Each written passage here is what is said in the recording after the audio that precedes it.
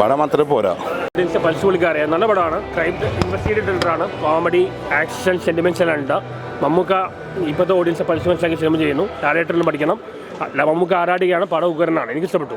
മമ്മൂക്കാർ ഇതുവരെ പോലീസും ഫൈറ്റിങ്ങോ പടമല്ല, പക്ക വെറൈറ്റി പടം. ഇത് കുഴപ്പമൊന്നുമില്ല, പക്ഷേ ഒരു ഇൻവെസ്റ്റിഗേഷൻ പിന്നെ അങ്ങനത്തെ ഒരു പക്ക പടം.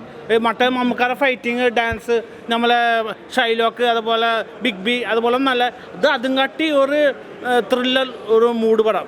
നമ്മളെ മനസ്സിലായ പോലത്തെ ചെറിയ സാധനം ഉണ്ട് ഒരു പെണ്ണിൻ്റെ. അത് പെണ്ണല്ല, ആണ് പെണ്ണായില്ല. അങ്ങനത്തെ ചെറിയൊരു കോമഡി, മമ്മൂക്കാരുടെ തമാശയൊക്കെ ഉണ്ട്. പക്ഷേ അത് കണ്ടിരിക്കാം. കുറച്ച് ഒരു നീണ്ട വലിവുണ്ട്, എന്നാലും കുഴപ്പമില്ല. നല്ല വെറൈറ്റി പടം. ഡാൻസ് മമ്മൂട്ടി സ്റ്റെപ്പ് ഇട്ടതല്ലേ, നമുക്ക് നല്ല സ്റ്റെപ്പല്ലേ, കുഴപ്പമില്ല. നല്ല മൂഡ് പടം. ഇപ്രാവശ്യം ഈ പടം തൂക്കും. എനിക്ക് ഇഷ്ടമായി. ഇനി ബാക്കിയുള്ള ആൾക്കാർക്കൊന്നും അറിയില്ല, കാരണം ഇതൊരു വെറൈറ്റി പടമല്ലേ. നിങ്ങൾ കാണ്, നിങ്ങൾ നല്ല തോന്നിപ്പോൾ കുഴപ്പമൊന്നുമില്ല, കാരണം ഒരു വെറൈറ്റി പടമല്ലേ. മമ്മൂക്കരെ ഞാൻ കുറേ പടം കണ്ടിട്ടുണ്ട്, ബിഗ് ബി കണ്ടിട്ടുണ്ട്. അതൊന്നല്ല, ഇത് വേറെ ലെവൽ. നന്നായിട്ട് ചെയ്തിട്ടുണ്ട്, നല്ലൊരു ടെസ്റ്റ് ഉണ്ട്, അടിപൊളിയാണ്. കിഡിലും പടം, കിഡിലും സൂപ്പർ വെറൈറ്റി പടം. ഒന്നും പറയാനില്ല,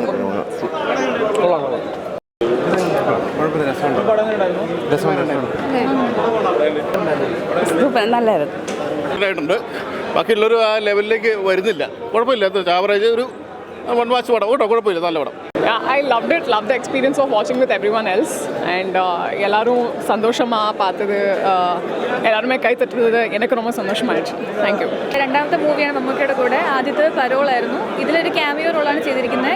ഈ രാത്രി എന്ന് പറഞ്ഞ സോങ്ങിൽ ഗോകുലിൻ്റെ ഗേൾ ഫ്രണ്ട് ആയിട്ടാണ് വന്നിരിക്കുന്നത്. അപ്പം എല്ലാവർക്കും ഇഷ്ടപ്പെടുന്നൊരു മൂവിയാണ്. ഡെഫിനറ്റ്ലി പോയി കാണണം, സപ്പോർട്ട് ചെയ്യണം. Thank you so much.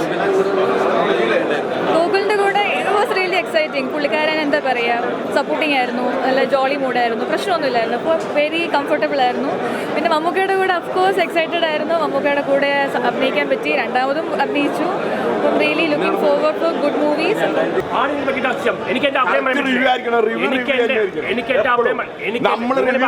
Statement correct ആയിരിക്കണം, അതാണ് സ്റ്റേറ്റ്മെന്റ്. എനിക്ക് എന്റെ അഭിപ്രായം പറയാൻ സ്വാതന്ത്ര്യമുണ്ട്. എന്റെ അഭിപ്രായം പറയാനുള്ള സാധ്യതയുണ്ട്. ഞാൻ അഭിപ്രായം പറഞ്ഞിട്ടുള്ളൂ, ഞാൻ വേറൊരു അഭിപ്രായം ഒന്നും പറഞ്ഞില്ല. എന്റെ അഭിപ്രായം, ഞാൻ കാശ് മുടക്കി കണ്ട പടത്തിന്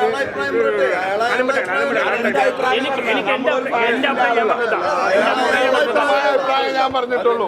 പടം ലാഗില്ല എന്ന് പറയുന്നത്, പടം ലാഗാണ്.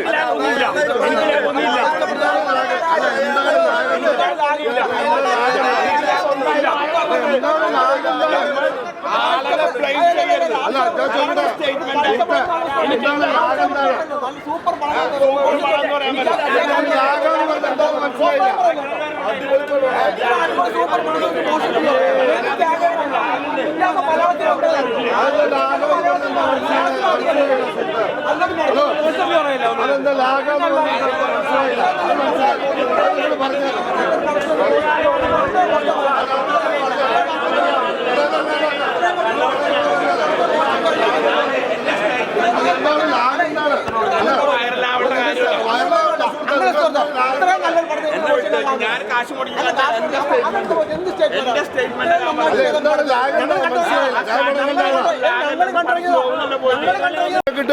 പുള്ളി വൈറലാവാൻ വേണ്ടി ചെയ്ത വേലയാണ്, മനസ്സിലായില്ലേ?